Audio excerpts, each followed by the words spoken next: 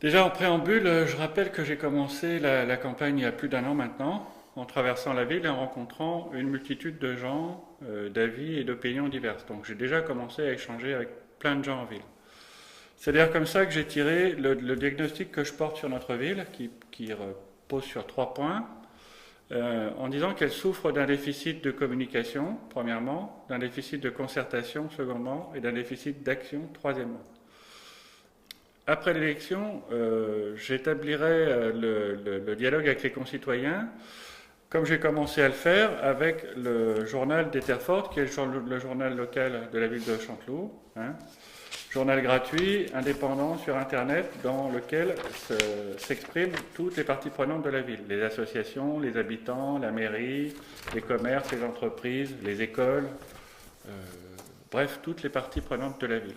Et il a déjà un certain nombre de résultats importants. Il y a plus de 5000 pages vues. On l'a fait très soigneusement. Il est modéré. Rien ne paraît sans qu'il y ait un contrôle des éditeurs et du rédacteur en chef. C'est un premier niveau de dialogue avec la municipalité. Bon. C'est l'opinion publique chanteloupienne.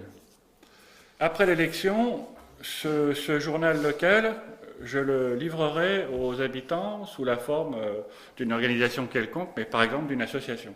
Il y a aussi d'autres supports d'information pour échanger avec les gens. C'est par exemple des bornes d'information. Donc j'ai vu dans le programme du maire que le maire comptait installer enfin des panneaux d'information en ville.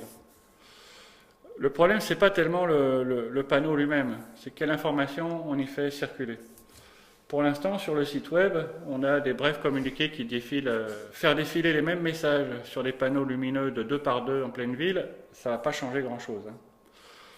Moi, je propose en cette matière d'installer des panneaux d'information d'un type moderne, comme celui-ci, mais c'est un exemple, que j'ai croisé au Salon des maires auquel je me suis rendu avec une partie de mon équipe, sur lesquels on pourra faire passer des informations riches, des informations des associations, des informations en plusieurs langues pour les touristes, puisqu'on a aussi un volet de développement touristique, des informations municipales.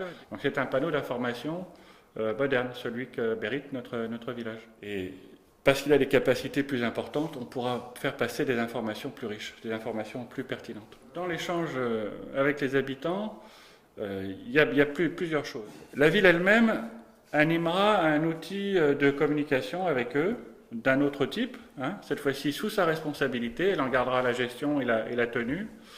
C'est un forum de citoyens. Un forum de citoyens, ça s'apparente à un site web auquel on peut s'abonner, mais cette fois-ci en déclarant son identité. Pourquoi déclarer son identité alors que ce n'est pas du tout nécessaire pour consulter l'Etterfort? Parce que cette fois-ci, il ne s'agit pas de communiquer, il s'agit d'échanger avec une municipalité sous forme responsable. Donc par exemple sur les différents sujets qui constitueront le projet qu'on aura soumis à nos concitoyens et pour lequel ils auront voté, hein, on établira sur ce site web ces sujets sous forme de rubrique et chaque citoyen, s'il le désire, pourra s'inscrire, participer, dire son fait, argumenter, dire s'il est pour ou s'il est contre, participer au débat en laissant une trace écrite. Le bénéfice d'un forum, c'est que les sujets sont classés par thème. Hein. Donc quand on s'y rend, on va trouver des têtes de rubrique avec en dessous le déroulé des informations qui auront été données avant par d'autres concitoyens ou par les commissions qui s'occuperont de chacun des sujets. Donc on trouvera une espèce d'historique du travail qui est en cours ou qui a été fait sur tous les sujets. Les citoyens qui ne trouveront pas le sujet qu'ils recherchent pourront demander au gestionnaire du forum, donc à la mairie, d'inscrire un nouveau sujet pour le mettre dans la discussion municipale. Voilà. Et on pourra revenir à tout moment et trouver l'état des travaux en cours, ou plutôt l'état des échanges en cours au sein de la municipalité. Voilà.